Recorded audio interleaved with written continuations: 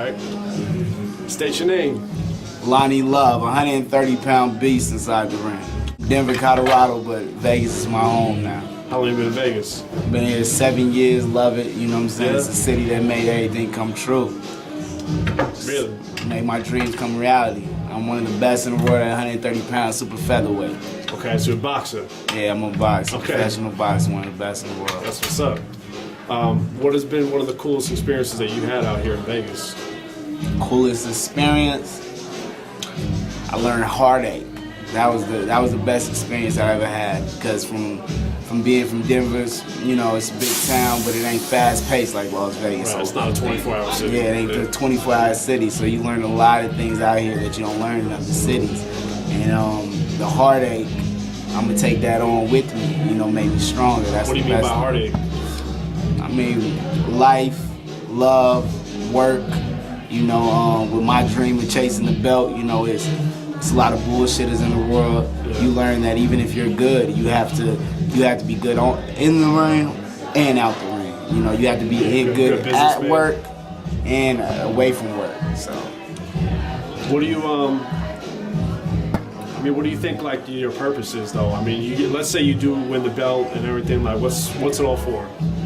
I mean, my purpose is to make my mother smile. I made her smile already by, you know, becoming this knockout artist that I am. But I mean, the belt is what my personal achievement is. That's your goal right now. Yeah, my goal. And I mean, from there I have other things. You know, from writing. You know, from writing, you meet a lot of interesting people. You know, people that, I mean, do things that the ordinary person doesn't do. So, you know, you meet a lot of people that do missionary work.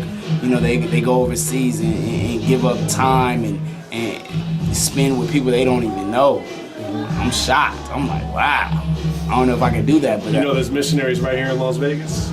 Yeah, but I mean, anybody can pick up a penny here in Las Vegas and win $1 million. So I don't know why everybody's broke.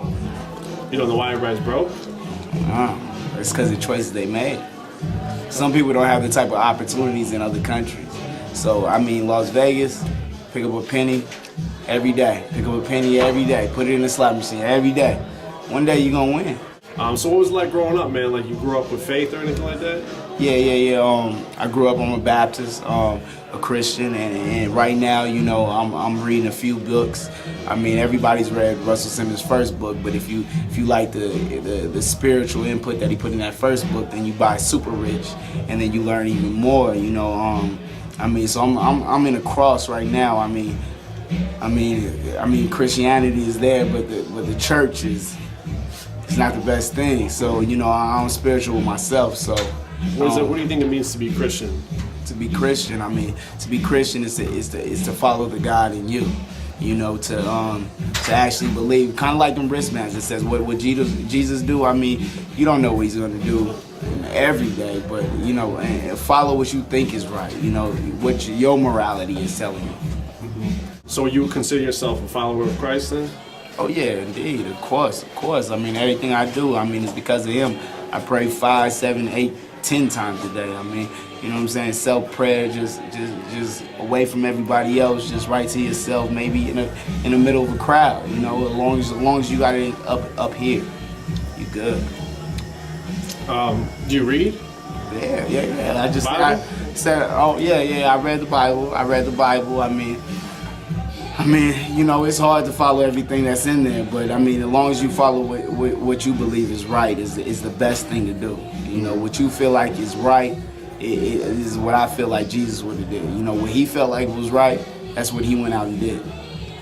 What do you think is wrong with the church, though? Because you said, like, you think, like, you believe in Jesus, right?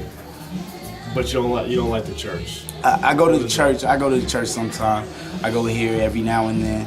I mean, my goal is to get back in there on a consistent basis. But you have to find people in the church that's actually there for the church. You have to find a church that you actually connect with the preacher. Mm-hmm. You got to be able to find the faith inside the church. You know, because not everybody catch the Holy Ghost.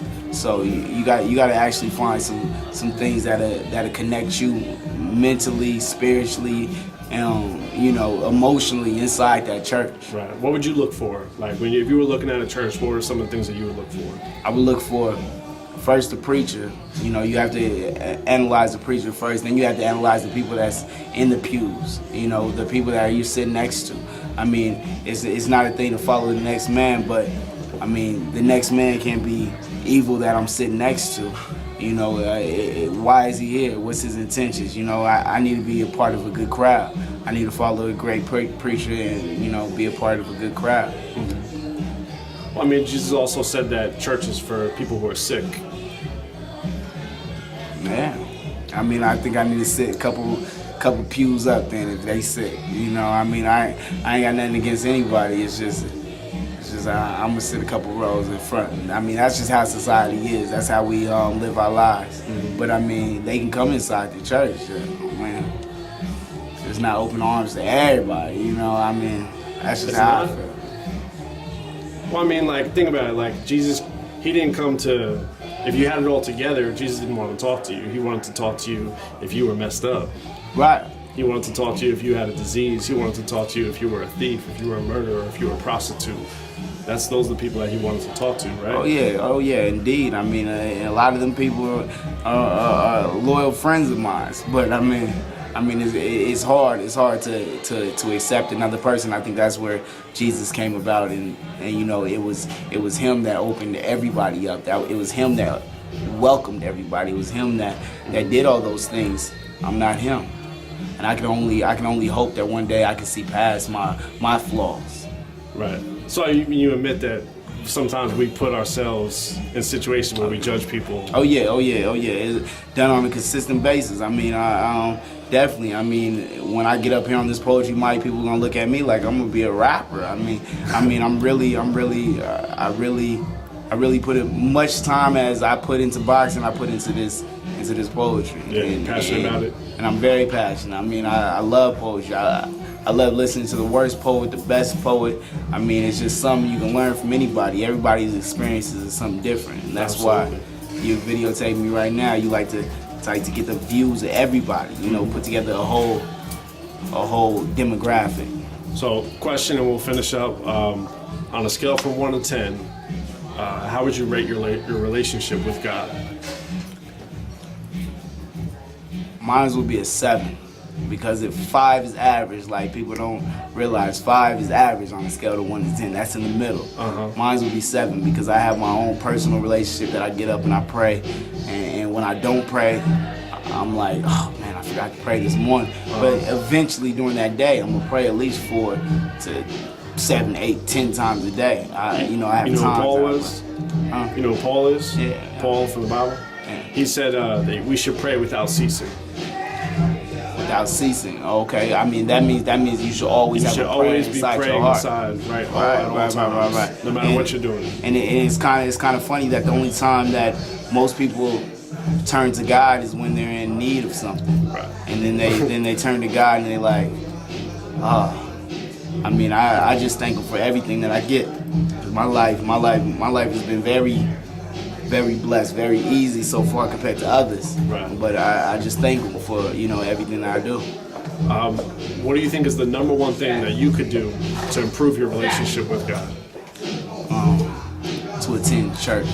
Yeah. I have a church that I really like, but and unfortunately, transportation sometimes and work gets in the way. But I definitely need to start going back to Greater Evergreen Missionary Baptist Church and get in there with Pastor Smith. So I definitely got to do that. What side of town is that on? That's in the north side, MLK and MLK and Doolittle and so. Just know the way. Don't have to know the direction. Just know the way. As long as you can get there, it's your church. That's what's up, man. Thanks for sharing, huh?